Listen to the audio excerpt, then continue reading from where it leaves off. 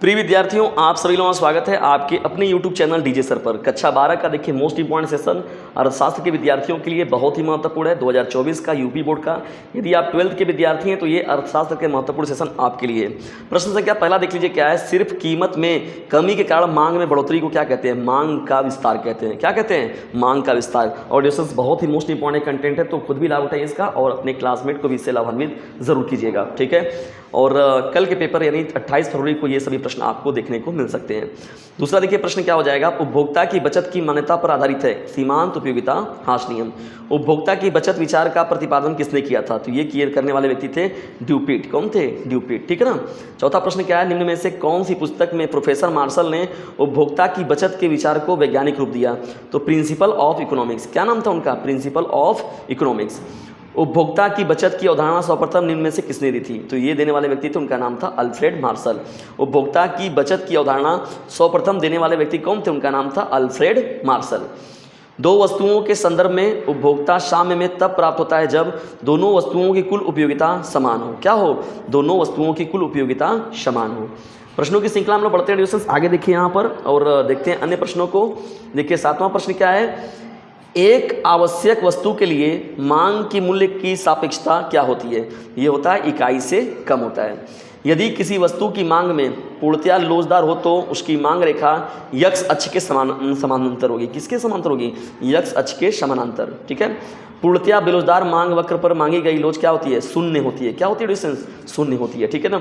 उपयोगिता या तुष्टिगुण विश्लेषण के प्रतिपादक कौन थे? ये थे मार्शल। कौन थे? मार्शल। कुल उपयोगिता अधिकतम होती है जब सीमांत उपयोगिता क्या होती है? शून्य होती है। तो कुल उपयोगिता क्या होती है? अधिकतम होती है जब सीमांत उपयोगिता शून्य होती है। नेक्स्ट प्रश्न की ओर बढ़ते हैं। आय बढ़ने के साथ साथ किसी वस्तु के उपभोग में कमी आती है। आय बढ़ने के साथ साथ किसी वस्तु के उपभोग में कमी आती है तो उस वस्तु को कहा जाता है, क्या कहते हैं उसको हम लोग? गिफिन वस्तु कहते हैं हम लोग। क्या बोलते हैं डिस्टेंस? गिफिन वस्तु बोलते हैं, ठीक है। चलिए आगे बढ़ते हैं हम लोग मोस्ट इंपॉर्टेंट प्रश्नों की श्रृंखला में। देख लेते हैं उन प्रश्नों को भी और बहुत ही इंपॉर्टेंट ये प्रश्न है। देखिए सीमांत उत्पादकता सिद्धांत किस पर बल देता है? तो सीमांत उत्पादकता सिद्धांत जो होता है वो मांग पर बल देता है, ठीक है। नेक्स्ट प्रश्न की ओर। अल्पकाल में एक अधिकारी को मिलता है, क्या मिलता है? असामान्य लाभ मिलता है। क्या मिलता है? असामान्य लाभ मिलता है। तीसरा देखिए क्या है। एक अधिकारी अपने उत्पाद की कीमत उस सीमा को तय करेगा जहां मांग की लोच क्या हो जाएगी? एक से अधिक होगी। एकाधिकार होता है बहुफर्मों वाले उद्योग का।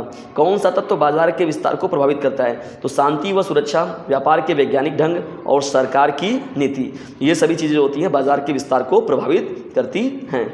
समय की दृष्टि से बाजार को बांटा गया है कितने भागों में? तो 4 भागों में बांटा गया है। समय की दृष्टि से बाजार को बांटा गया है कितने भागों में? 4 भागों में।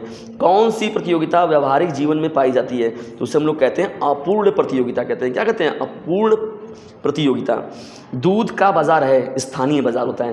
प्रतिद्वंदी वस्तु होती है निजी वस्तुएं, तो निजी वस्तुओं को हम लोग प्रतिद्वंदी वस्तुएं कहते हैं, ठीक है। किस अर्थशास्त्री ने तुलनात्मक लाभ का सिद्धांत दिया? किस अर्थशास्त्री ने तुलनात्मक लाभ का सिद्धांत दिया? तो रिकार्डो थे ये। क्या नाम है इनका? Ricardo. Principles of political and taxation नामक पुस्तक के लेखक कौन है? तो ये रिकार्डो साहब ही है, ठीक है ना। पूर्ति के संकुचन का कारण कौन है? तो वस्तु की कीमत में वृद्धि। वस्तु की कीमत में वृद्धि जो है पूर्ति के संकुचन का कारण है ना।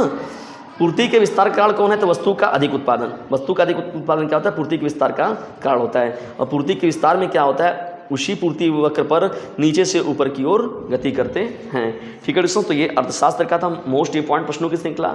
महत्वपूर्ण ये प्रश्नों की श्रृंखला आप लोगों को कैसी लगी कमेंट बॉक्स में जरूर बताइएगा। और यदि वीडियो थोड़ा सा भी हेल्पफुल लगा हो तो इसे अपने क्लासमेट पर शेयर जरूर कीजिएगा। जल्द ही मिलते हैं किसी अन्य वीडियो में, लेकिन एक काम करना है कि डीजे सर का जो भी मोस्ट इंपॉर्टेंट आपको कंटेंट मिले तो खुद भी लाभ उठाइए इसका और उससे दूसरों को भी लाभान्वित जरूर कीजिएगा।